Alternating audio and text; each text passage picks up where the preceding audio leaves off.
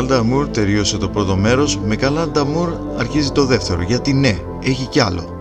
Φίλοι και φίλες, γεια σας και πάλι με το δεύτερο μέρος του Εξερευνώντας την Κέρκυρα. Δείτε το υπόλοιπο μέρος με το Beach Bar, που παρά την εποχή έχει ακόμα κάποιο κόσμο, και ένα κολυμβητή κάπου στο τέλος. Η θέα όπως πάντα καταπληκτική.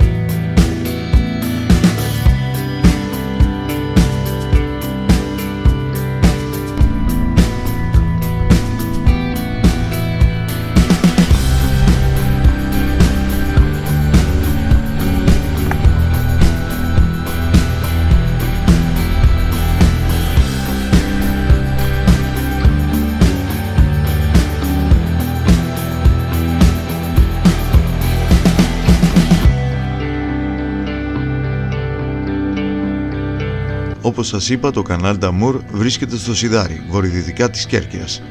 Το Σιδάρι είναι μια μεγάλη τουριστική περιοχή, μέρος που αρέσει στους Άγγλους για την νυχτερινή ζωή.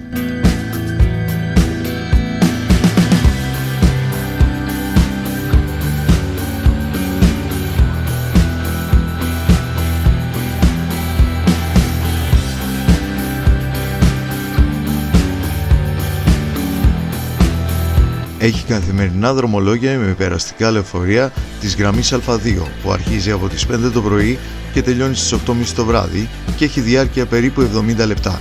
Αυτά για όσους δεν έχουν δικό τους μέσο. Ακόμη έχει επιλογές για νοικίαση.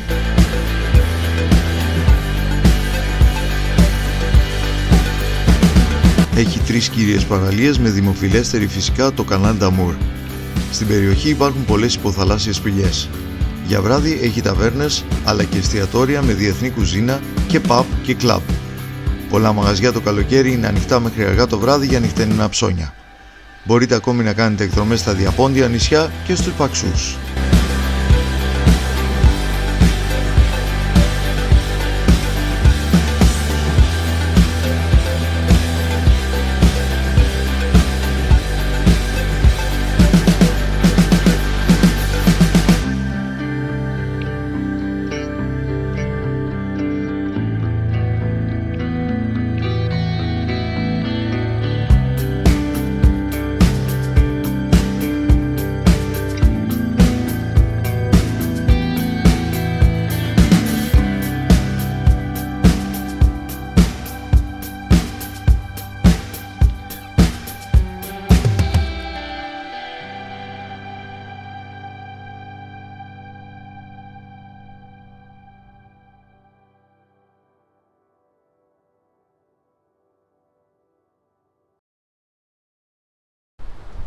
Πέντε λεπτά πιο ανατολικά από το κανάλι Νταρμούλ βρίσκεται το ακρωτήριο Δράστης. Αυτό μάλλον είναι και το βορειότερο σημείο της Κέρκυρας. Με αυτά τα υπέροχα βράχια που βλέπουμε πίσω μου, πάμε να τα δούμε.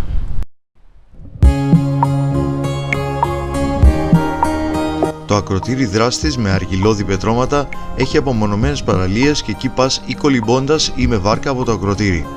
Για να πας στο ακρωτήρι έχει χωματόδρομο 1,5 χιλιόμετρο και είναι πολύ απότομος και δύσκολος. Καλύτερη επιλογή είναι με βάρκα. Η θέα, όπως βλέπετε, απίστευτη.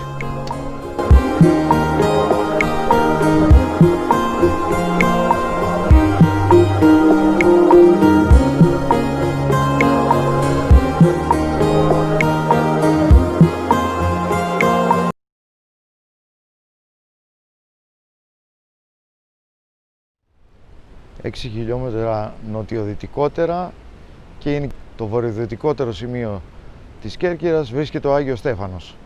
Έχει ένα λιμανάκι, πάμε να το δούμε.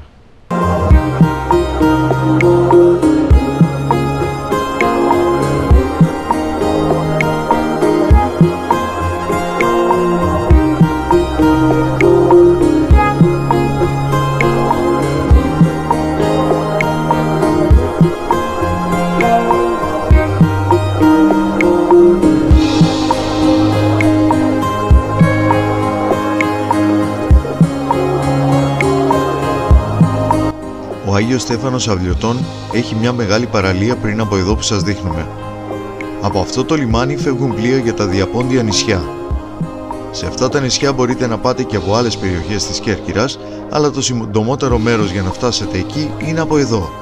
Στο Μαθράκι που φτάνουν σε 30 λεπτά, στην Ερικούσα σε 45 λεπτά και στους Οθονούς σε 1 ώρα και 25 λεπτά.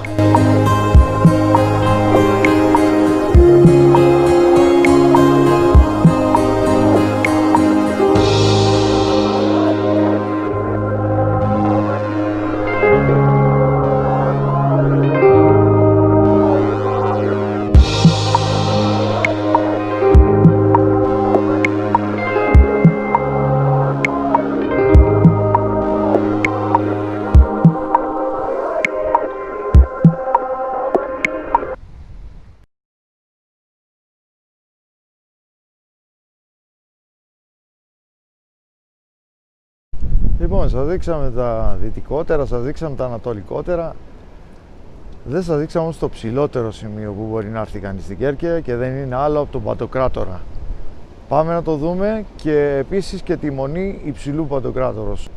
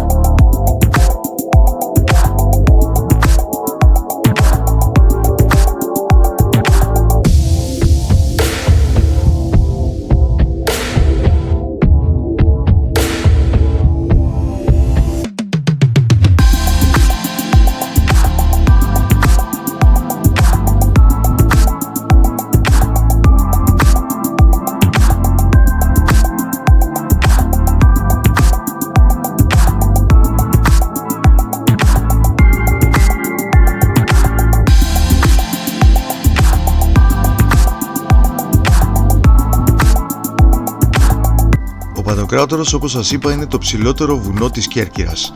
Το όνομα αυτό το πήρε εξαιτίας της μονής υψηλού Παντοκράτορος, μιας και κατά τη αρχαιότητα λεγόταν Ιστόνη. Το υψόμετρό του φτάνει τα 906 μέτρα. Από εδώ βλέπεις όλο το νησί των Φαίκων από ψηλά σε μια πανοραμική θέα. Μαζί με το Στραβοσκιάδη, με υψόμετρο 849 μέτρα, είναι οι υψηλότερες κορυφές στην Κέρκυρα.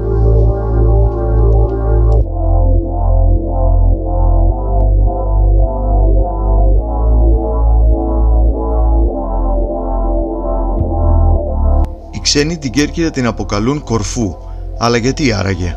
Τα βυζαντινά χρόνια την έλεγαν Κορυφό και είχε πάρει το όνομα αυτό γιατί όταν πλησίαζαν το νησί οι επισκέπτες αντικρίζαν αυτές τις δύο κορυφές, εξού και το όνομα αυτό. Έτσι οι ξένοι την αποκαλούν Κορφού ακόμα και σήμερα.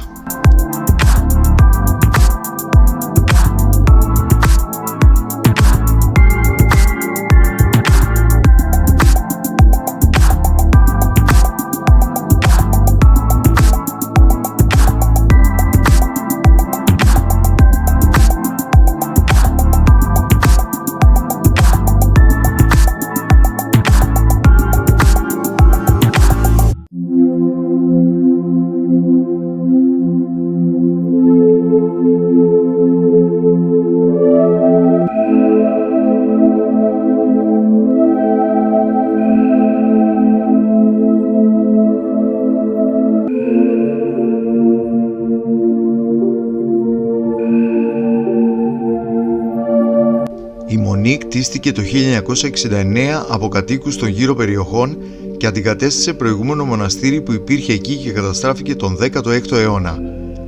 Η εκκλησία γιορτάζει την ημέρα του Σωτήρος και το προσκύνημα διαρκεί 6 μέρες, 1 με 6 Αυγούστου.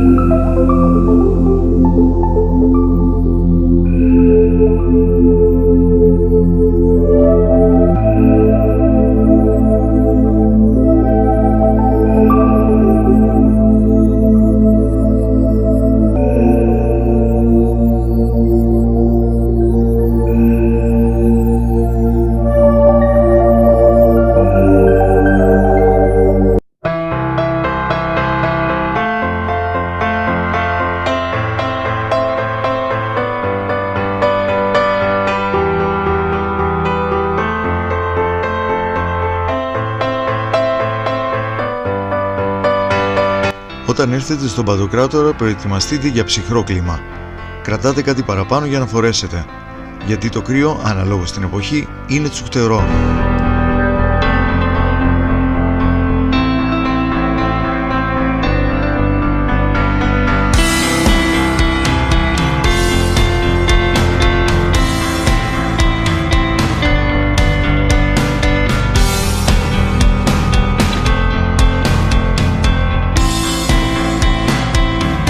Απίστευτη πανοραμική θέα στην Κέρκυρα. Δεν συμφωνείτε? Πραγματικά αυτά που είδαμε ήταν κάτι το διαφορετικό, κάτι το πολύ όμορφο. Μετά τη βόλτα στη μονή υψηλού Παντοκράτορος κάθισα στο καφέ εκεί και η παραγγελία ήταν καφές αλλά ζεστός, που δεν το συνηθίζω ούτε το χειμώνα. Αν είχε και μία ρακή θα ήταν το ιδανικό.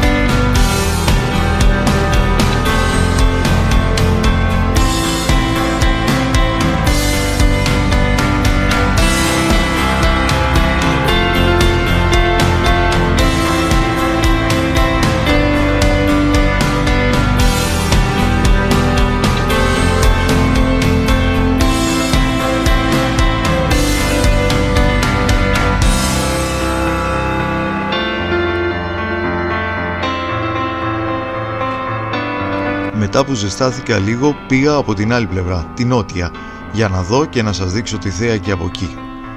Μιας και είναι το ψηλότερο βουνό, έχουν εγκατασταθεί εδώ όλες οι κεραίες τηλεοπτικών και ραδιοφωνικών σταθμών που βλέπετε.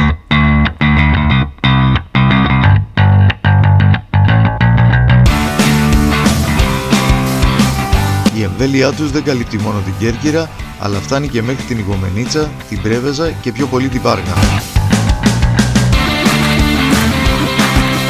Ακόμη φτάνει στα παράλια της Δυτικής Υπεριοδικής Ελλάδας, τα βόρεια τμήματα της Λευκάδας και της Κεφαλονιάς και το καλοκαίρι φτάνει ακόμα και την Ιταλία στη Λέτσε.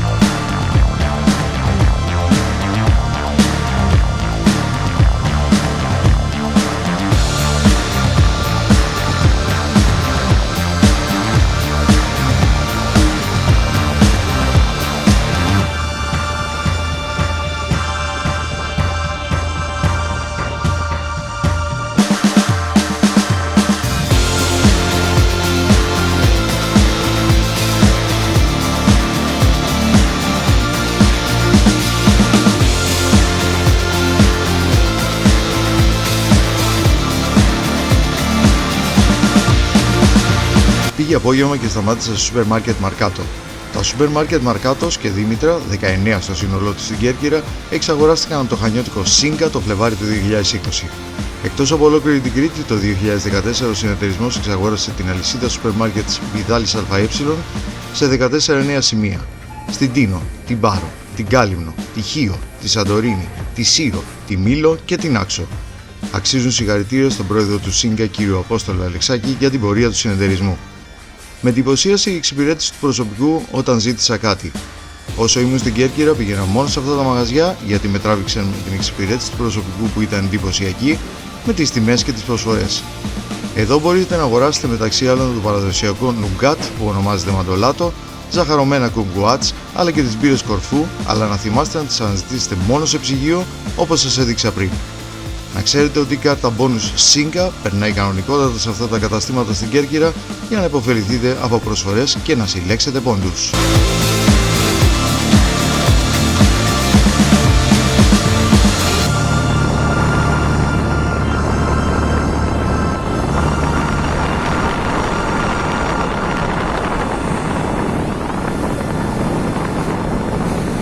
Σήμερα ξεκινήσαμε νωρίς. Πάμε νότια.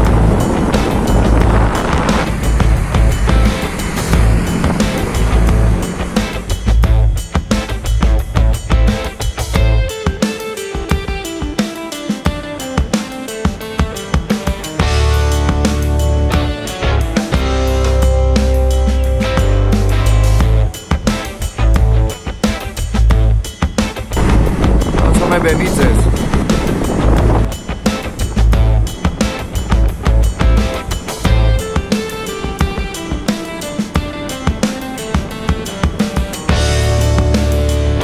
«12 χιλιόμετρα νότια της Κέρκυρας είναι οι Μπενίτσες με πληθυσμό 1.000 κατοίκους.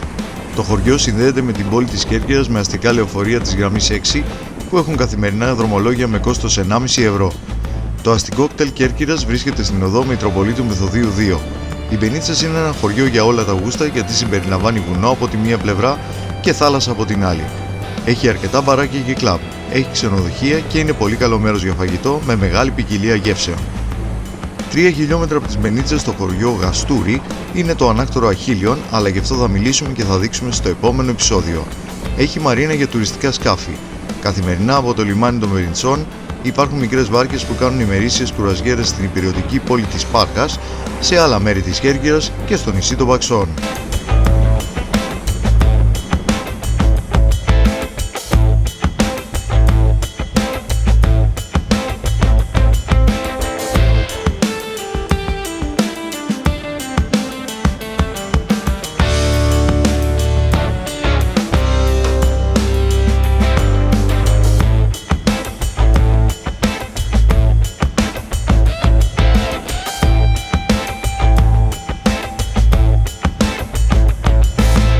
Το δεύτερο λιμάνι της Κέρκυρας βρίσκεται στη Λευκήμη και τα ferry boat του σας ταξιδεύουν στην Ιγουμενίτσα και στις ακτές της Ηπείρου. Έχουν διάρκεια περίπου 1 ώρα. Το λιμάνι έχει σχετικά ρηχά νερά και δεν μπορούν να γυροβολήσουν μεγάλα πλοία.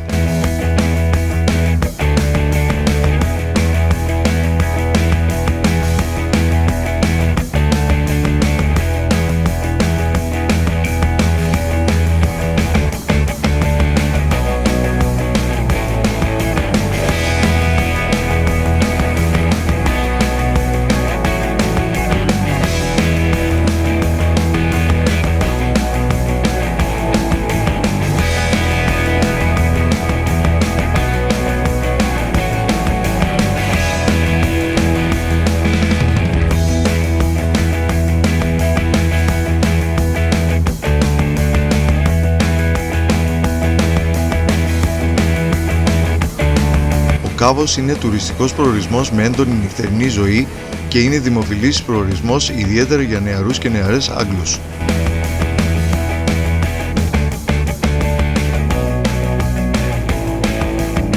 Πολλά κλαμπ με φτηνά ποτά και οικονομική διαμονή. Εδώ τα καλοκαίρια το γλέντι διαρκεί μέχρι το πρωί, γεμάτο με νέους και νέες στα κλαμπ και στους δρόμους που περνάμε τώρα.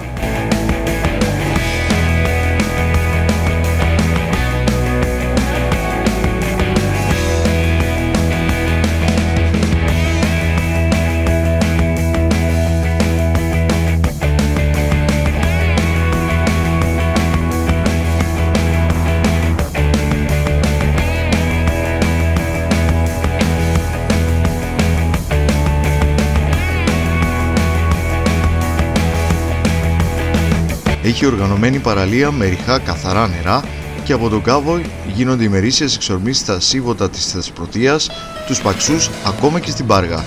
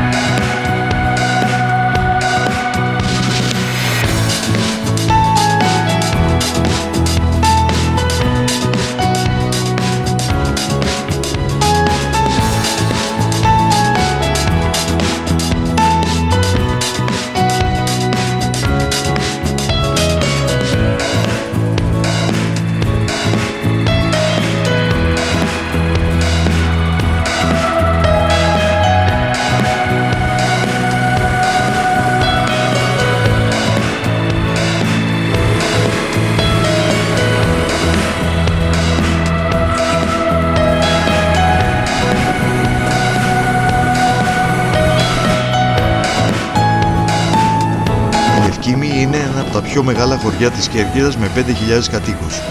Μέρος ήσυχο και μακριά από τον τουρισμό με παλιά κτίρια. Στο κανάλι που είδαμε αράζουν ψαράδες στις βάρκες τους.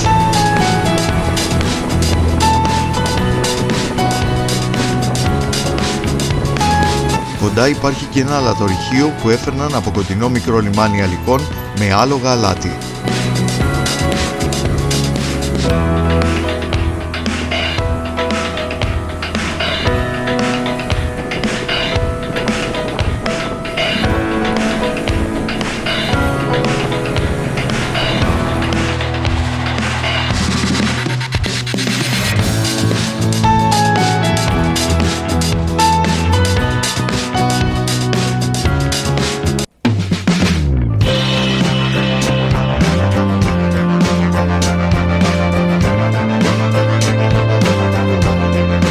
Η λιμνοθάλασσα Κορισίων είναι ένας πολύ πλούσιος υδροβιότοπος και προστατευόμενη τοποθεσία του Natura 2000. Έχει έκταση περίπου 4.270 στρέμματα.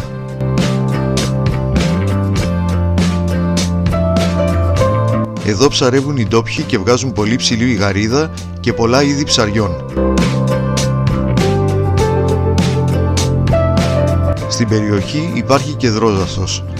Έχει ακόμα 14 είδη ορχιδέας. Στην Πανίδα καταγράφονται πάνω από 120 είδη πουλιών, ανάμεσά τους τα αυστηρότερα προστατευόμενα φλαμίγκο, κορμοράνι και άλλα.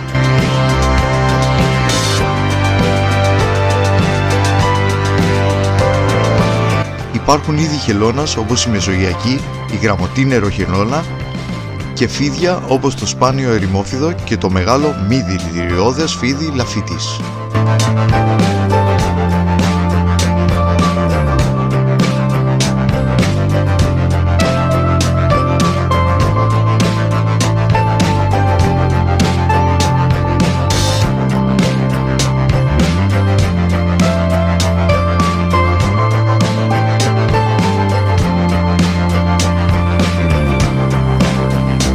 Η Παλαιοκαστρίτσα είναι δημοφιλής τουριστικός προορισμός και βρίσκεται δυτικά της Κέρκυρας.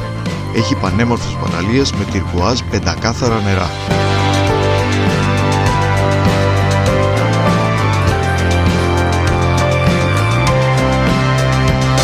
Έχει επίσης εστιατόρια, snack bar, ξενοδοχεία και ενοικιαζόμενα σκάφη. Τα σκάφη σε πάνε σε διπρόσιτες παραλίες να δείτε σπηλιές όπως το γαλάζιο μάτι, τη σπηλιά της Ναυσικάς και άλλα.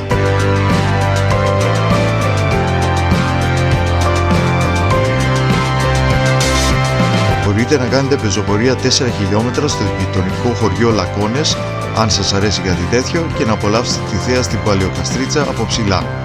Εδώ υπάρχει και το κορφό ακουάριο που θα δείτε με ξενάγηση αμέσως μετά.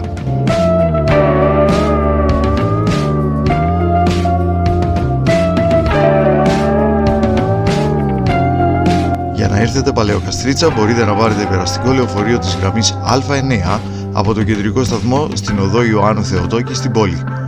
Λειτουργεί από 6.30 το πρωί έως 6 το απόγευμα, διάρκεια περίπου 1 ώρα.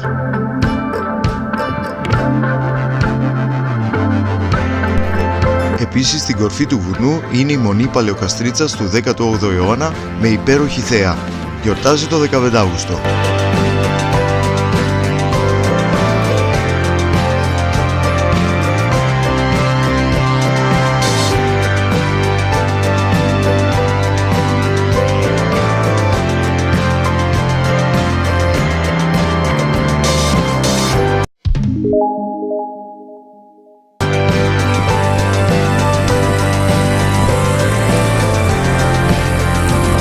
Βρισκόμαστε λοιπόν στο κορφό ακουάριο και πάμε να δούμε τι γίνεται εδώ μέσα.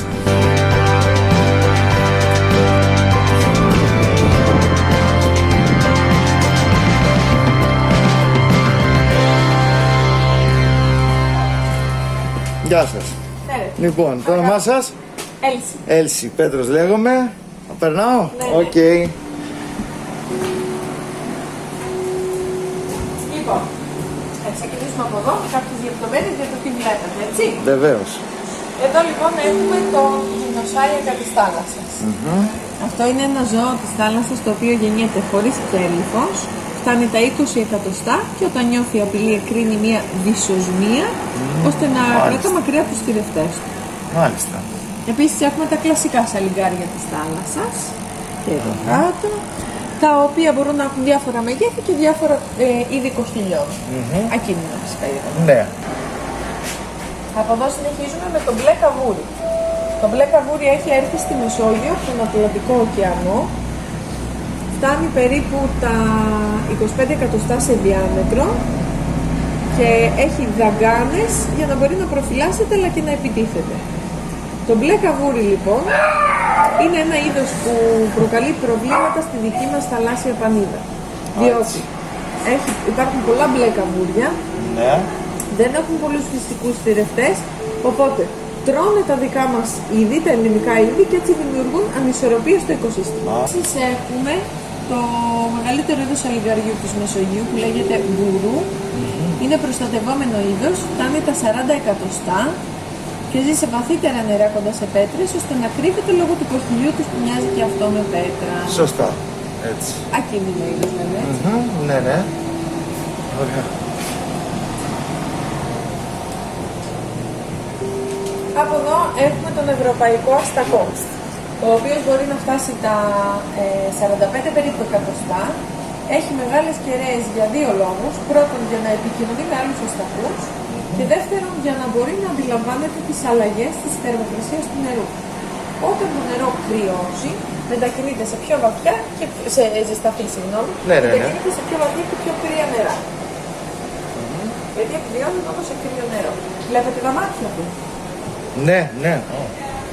Και στη μέση αυτά που κινούνται είναι εντός εισαγωγικών χεράκια Ναι, ώστε ναι, να ναι. οδηγούν την Α, τροφή ναι, ναι, ναι, στο ναι, στόμα. στο στόμα, έτσι. Ναι, ναι, ναι, σωστά. Όπως το βλέπουμε και τώρα το κάνει, ναι, ωραία. Ωραία. Από εδώ έχουμε τις στήρες. Οι στήρες ανήκουν στην ίδια οικογένεια με το ροφό και τη σφυρίδα. Φτάνουν τα 70 εκατοστά και έχουν μπλε μάτια. Καθώς ζευγαρώνουν, αλλάζουν χρώμα και το αρσενικό και το θηλυκό στο σώμα τους, γίνονται ολόκληρα για λίγα δευτερόλεπτα. Για λίγα δευτερόλεπτα μόνο. Ναι. Μάλιστα, Η στιγμή ναι. της νομιμοποίησης τους. Ναι, μπράβο. Και επίσης έχουμε τις κολοχτύπες. Α, εκεί, ναι, σωστά. Η κολοχτύπα είναι το μεσογειακό είδος αστακού, το οποίο μπορεί να φτάσει περίπου τα 35 εκατοστά.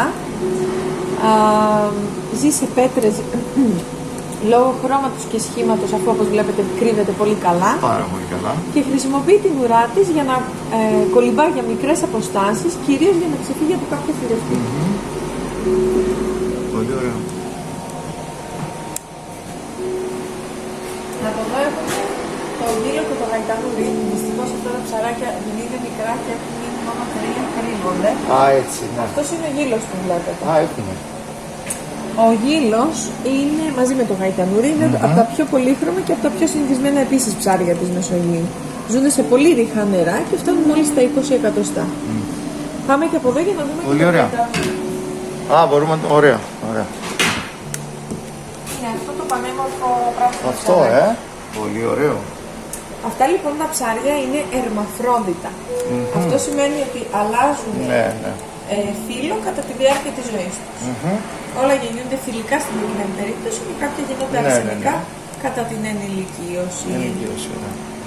Επίσης εκεί στη γωνία έχουμε το μεγαλύτερο είδος αστακού της Μεσογείου που λέγεται αστακοκαραβίδα, η οποία μπορεί να φτάσει περίπου τα 75 εκατοστά και ζει 50 χρόνια παίρνοντας 1 κιλό κάθε 7 χρόνια που ζει. 1 κιλό κάθε 7 χρόνια, Οπότε το μέγιστο που μπορεί να φτάσει είναι 7 κιλά και από τα κιλά της εύκολα υπολογίζουμε την ηλικία. Α, μάλιστα. Δηλαδή αυτό τώρα πόσο είναι, Αυτή είναι περίπου, Περίπου, ναι. λίγο περισσότερο από 1 κιλό. Λίγο περισσότερο από 1 κιλό, έτσι. Οπότε πρέπει να είναι περίπου 10 χρονών. Ναι, εκεί κάπου,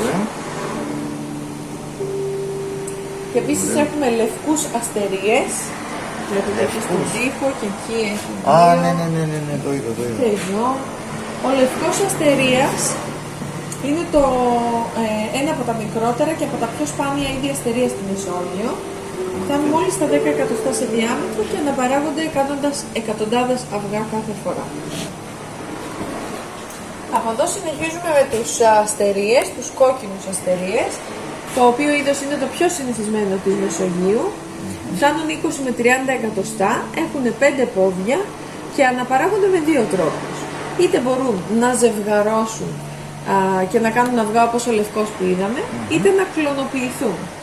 Δηλαδή, από τα 5 πόδια μπορούν να κόψουν το ένα, βγάζουν καινούριο πόδι στη θέση του, όπως αυτό το βλέπετε. Ναι. Και το κομμένο του πόδι μπορεί να γίνει ένας ολοκένουργιος αστερίας. Σοβαρά.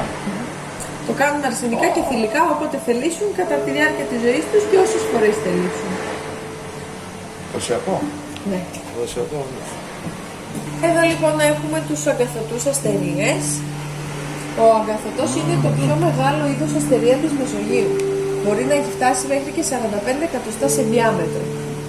Έχει τα αγκάθια του για να μπορεί να προφυλάσσεται από τους θηρευτές του. Αν το πατήσουμε είναι ελαφρώς επώδυνο, αλλά τίποτα το ιδιαίτερο. Ναι.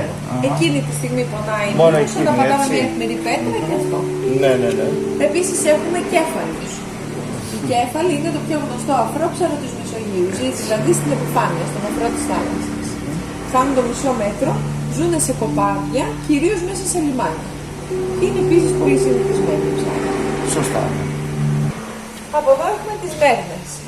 Να τις. Μικρή αυτή, Σχετικά. Η σμέρνα μπορεί να φτάσει το 1,5 μέτρο.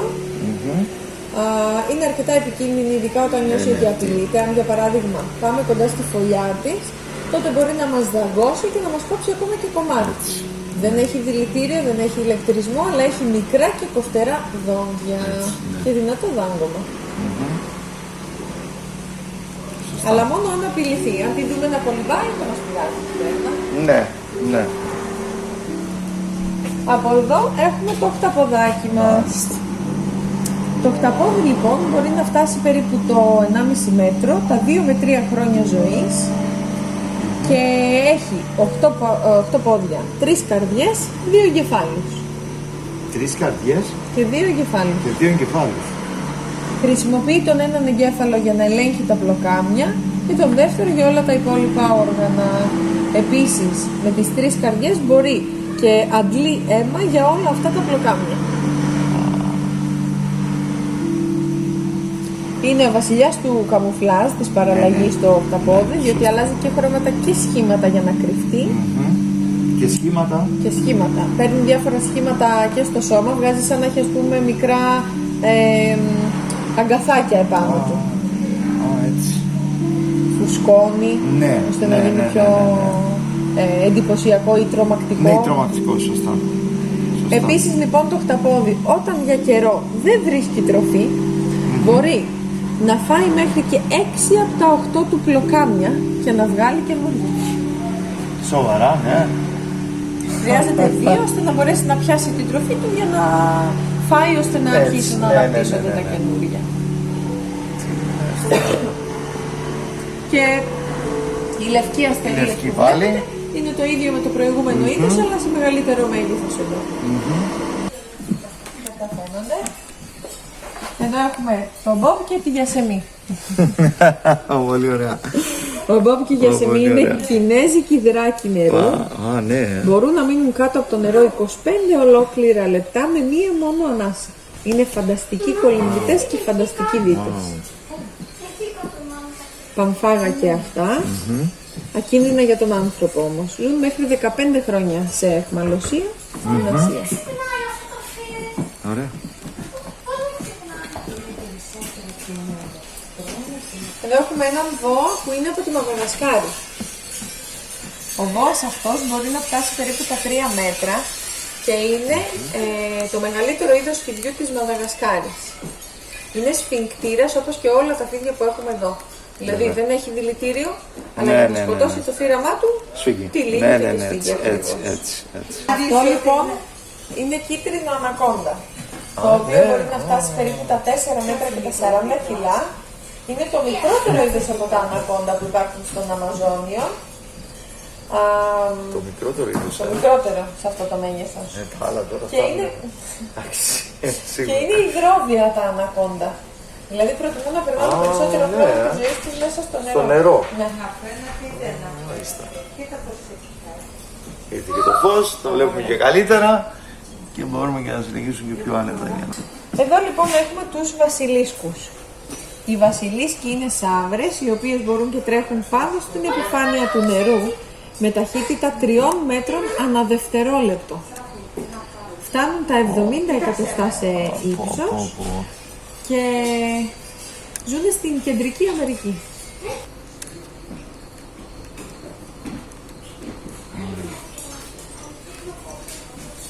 Ναι. Πάμε από εδώ. Εδώ πάνω λοιπόν έχουμε τους βασιλικούς πίθωνες. Ο βασιλικός είναι το πιο μικρό είδος πίθωνα στον κόσμο. Φτάνει τα 2 περίπου μέτρα και τα 10 χρόνια ζωής. Είναι ένα φίδι το οποίο ονομάστηκε, όπως λέει ο μύθος, βασιλικό, διότι η Κλεοπάτρα της Αιγύπτου τα φορούσε ζωντανά σαν βραχιόλια. Και από εκεί προέκυψε τη βασιλική καταγωγή τους. Έτσι.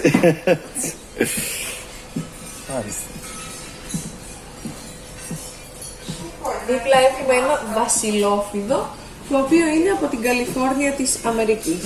Μπορεί να φτάσει περίπου τα 2 μέτρα και τα 9 χρόνια ζωής και ονομάστηκε βασιλιάς των φιδιών κατά κάποιο τρόπο, διότι μπορεί να φάει άλλα φίδια, ακόμα και δηλητηριώδη. Έχει ανοσία στο δηλητήριο όταν το τρώει. Μπορεί και το χωνεύει. Αν δαγκωθεί κατά τη διάρκεια της μάχης περισσότερο από 2 φορές, πεθαίνει. Ή τουλάχιστον μπορεί να πεθάνει. Ναι. Αλλά αν το φάει, δεν έχει κανένα πρόβλημα. Με τα στομαχικά υγρά μπορεί και καταπολεμάει. Μπορεί να το καταπολεμάει, ναι, το δηλητήριο, έτσι. Ωραία. Εδώ πάνω έχουμε το πράσινο ανακόντα, το οποίο είναι το μεγαλύτερο είδος στον Αμαζόνιο. Φτάνει τα 7 μέτρα και τα 150 κιλά το μέσο μέγεθος, ενώ το μεγαλύτερο που έχει βρεθεί ποτέ, μία φορά βέβαια, ήταν 12 μέτρα και 250 κιλά. Μιλάμε για ένα υπερμεγέθης Δεν το φίδι, συζητάμε. ναι. Δεν το συζητάμε. Μάλλον από εκεί εμπνεύστηκαν και για την ταινία. Και για την ταινία, μπράβο, 2-3 επεισόδια που έχουν γυρίσει έτσι. Αυτό είναι πόσο μεγάλο είναι αυτό το συγκεκριμένο? Αυτό είναι 2 ετών μόλις. 2 ετών, έτσι. Φτάνει τα 30 χρόνια ζωής, είναι μωρό. Και πρέπει να είναι περίπου στο μέτρο. Ναι, κάπου εκεί, ναι. Σωστά. Τα ιγκουάνα λοιπόν φτάνουν τα 2 μέτρα μαζί με την ουρά, όπως είπαμε, και είναι πορτοφάλια. Έτσι. Ναι. Είναι ίδιο είδος με τα προηγούμενα, αλλά το έχουμε χωριστά διότι 2 ενήλικα ιγκουάνα αρσενικά μαζί σε αιχμαλωσία δεν συμβιώνουν. Δεν υπάρχει. Εκτός και αν έχουν γεννηθεί ή μεγαλώσει μαζί. Ναι. Αλλιώς μαλώνουν για την αρχηγία. Ναι, ακριβώς. Πολύ τεστοστερόνι μαζεμένο. Έτσι ακριβώς. Εδώ λοιπόν έχουμε την κιανόγλωση σαύρα. Αυτή ονομάστηκε έτσι διότι έχει μπλε γλώσσα, την οποία χρησιμοποιεί ως αμυντικό μηχανισμό. Δηλαδή, όταν νιώσει απειλή, επιδεικνύει τη γλώσσα της στα άλλα ζώα, ώστε να νομίζουν ότι έχει δηλητήριο. Ενώ στην πραγματικότητα είναι παντελώς ακίνδυνη. Ακίνδυνη,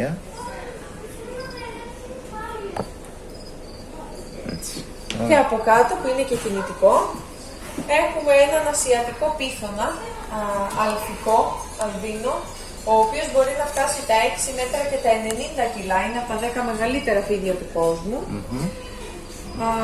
Επίσης αυτό το είδος είναι το πιο συνηθισμένο σε κάθε είδους παράσταση, είτε σε τσίρκο, είτε σε χορευτικά. Σε ταινία, ξέρω εγώ. Ακριβώς. Έτσι. Σε οτιδήποτε χρησιμοποιούνται φίδια, χρησιμοποιούν αυτό το είδος. Διότι είναι μεγάλο, εντυπωσιακότατο, σωστό, αλλά δεν είναι επιθετικό ή τουλάχιστον δαμάζεται εύκολα από τον άνθρωπο. Κοίτα να δεις. Αυτό είπαμε, έχει δηλητήριο? Είναι γερό, βλέπετε. Ναι, το βλέπω. Αυτό όχι. Γενικά όταν βλέπετε μεγάλα φίδια δεν έχουν ποτέ δηλητήριο. Μόνο η κόμπρα είναι και μεγάλη και δηλητηριώδης. Και δηλητηριώδης, έτσι. Τα μικρά φίδια έχουν συνήθως, όχι πάντα, αλλά μπορεί να έχουν δηλητήριο.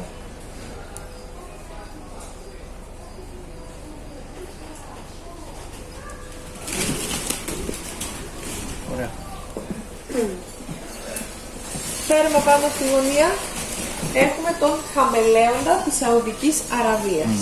Το συγκεκριμένο είδος χαμελέοντα γίνεται 60 εκατοστά και ζει 8 χρόνια. Όπως όλα τα είδη χαμελέοντα μπορεί και αλλάζει χρώματα ανάλογα με το περιβάλλον και τη διάθεσή του. Και περιστρέφει τα μάτια του 360 μοίρες, κοιτώντας σε 2 διαφορετικές κατευθύνσεις την ίδια στιγμή. Το έχω παρατηρήσει αυτό. Έχουν μακριά και κολόδι γλώσσα ώστε να πιάνουν την τροφή τους, που είναι κυρίως έντομα και κάποια λίγα είδη φυτών. Και εδώ κάτω μας κρύβεται η κυρία Μεξικάνα. Είναι μια σαύρα από το Μεξικό που λέγεται χονδρωτή σαύρα, διότι έχει αυτή την ουρά που χρησιμεύει σαν αποθηκευτικός χώρος λίπους. Κυρίως για περιόδους ξηρασίας που δεν βρίσκει τροφή, μπορεί να τρώει από το λίπος της ώστε να μην πεθάνει από πείνα. Έτσι, Ακριβώς. Τι λες τώρα. Επίσης, αυτή η σαύρα είναι το μόνο δηλητηριώδες ζώο που έχουμε εδώ μέσα. Το μόνο. Αν μας δαγκώσει, Το μόνο αυτό, το μόνο. Αν μας δαγκώσει λοιπόν είναι πολύ επώδυνο για όλους τους ανθρώπους. Για κάποιους όμως που είναι είτε αλλεργικοί είτε καρδιακοί, το δάγκωμά τους μπορεί να είναι και θανατηφόρο. Θανατηφόρο πλέον, έτσι. Γενικά άνθρωποι με χαμηλό νοσοποιητικό Ναι. κινδυνεύουν ιδιαίτερα. Ενώ εδώ, πάνω στη λάμπα και πάνω στο ξύλο, έχουμε τα γκέκο από τη Μαδαγασκάρη. Τα οποία γκέκο μπορούν να φτάσουν περίπου τα 40 εκατοστά, είναι από τα πιο μεγάλα είδη. Επίσης ακίνδυνα, παρόλο το μέγεθός του, και από τα πιο εντυπωσιακά λόγω χρώματος. Είναι πράσινα με κόκκινες κουκκίδες σιγάρι.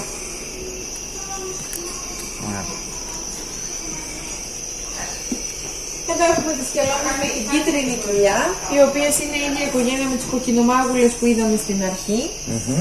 Μπορούν να γίνουν περίπου επίσης 40 εκατοστά και 40 χρονών και γενικότερα έχουν ακριβώς τα ίδια χαρακτηριστικά με τις κοκκινομάγουλες, εκτός του χρώματος. Είναι η μόνη τους διαφορά. Μόνο αυτό, Μόνο αυτό. Το κροκόδιλο. Αυτός λέγεται καϊμάν κροκόδιλος. Είναι το μικρότερο είδος στον κόσμο. Φτάνει τα 2 μέτρα και τα 60 χρόνια ζωή στη Νότια Αμερική. Είναι σαρκοφάγο, τρώει κρέας και ψάρι και είναι αρκετά επικίνδυνο φυσικά σαν κροκόδιλο.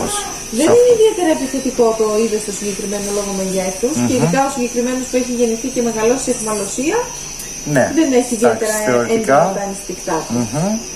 Στη ράχη του είχε κάποια μόλυνση από ένα βακτήριο, του έκανε πληγές και έτσι έχασε το δέρμα πάνω από τις πληγές. Τώρα είναι παντελώς υγιής, το μόνο που χρειάζεται είναι λίγος περισσότερος χρόνος για το δέρμα ώστε να επανέλθει. Να επανέλθει στο... Έγινες τώρα σύντομα, ας πούμε, λίγο καιρό. Μέσα στο χειμώνα η μόλυνση, έχει πάρει αρκετό καιρό η θεραπεία του. Ναι. Αλλά ευτυχώς είναι υγιέστατος, τις τελευταίες αναλύσεις ήταν κανονικότατες. Και τώρα μόνο το δερματάκι με την αληθούλα την αναπλαστική και είναι μια χαρά. Και είναι μια χαρά, πολύ ωραία. Η διάθεσή του και η όρεξή του είναι καλύτερη από πριν. Οπότε... Μπράβο, πολύ ωραία, πολύ ωραία, βέβαια, εννοείται. Και από εδώ έχουμε την αρπακτική χελώνα από την Αμερική, η οποία φτάνει τα 40 με 50 εκατοστά σε διάμετρο και τα 50 χρόνια ζωής. Η συγκεκριμένη χελώνα έχει το δεύτερο δυνατότερο δάγκωμα από όλο το ζώο του κόσμου. Με πρώτο τον κροκόδιλο. Το δεύτερο. Ναι. Αν λοιπόν μας δαγκώσει μια τέτοια χελώνα, μπορεί εύκολα να μας κόψει το δάχτυλο για παράδειγμα και να το φάει. Τελειώσαμε, δεν υπάρχει σωτηρία. Ζουνε μόνο στην Αμερική και ζουνε κυρίως σε βάλτους μέσα, σε λασπόδινερα. Το βρήκα, το ξανακόλλησα το δάχτυλο, το ξεχνάμε. Μάλιστα. Θέλετε να ρωτήσετε κάτι? Όχι, εντάξει. Πολύ ωραία, πάρα πολύ ωραία. Ό,τι είδα, πολύ καλό. Και να σας επισκεφτούν και ίσως να μην το ξέρει και ο κόσμος τόσο πολύ. Θα μου πεις φτάνοντας στο Αλεοκαστρίτσα, εγώ το είδα, το πρώτο μέρος που είδα, γιατί ήρθα να δω εδώ πέρα την παραλία και λέω το ακουάριουμ. Εύκολα το είδα, αλλά όπως σας είπα, εγώ το είδα από το ίντερνετ και από εκεί το θαύμα, λέω εδώ θα έρθω. Εδώ θα έρθω σίγουρα. Πολύ ωραία, να είστε καλά και εγώ ευχαριστώ πολύ και σε επανειδεί, να είστε καλά. Αυτό ήταν το Κορφού Ακουάριουμ, πολύ ωραίο. Μπορείτε να έρθετε κι εσείς. 6 ευρώ ήταν η είσοδο, μια χαρά τιμή νομίζω. Για τα παιδιά πρέπει να είναι πιο φθηνό. Πολύ ωραία. Άμα θέλετε, Αλεοκαστρίτσα Κορφού Ακουάριουμ.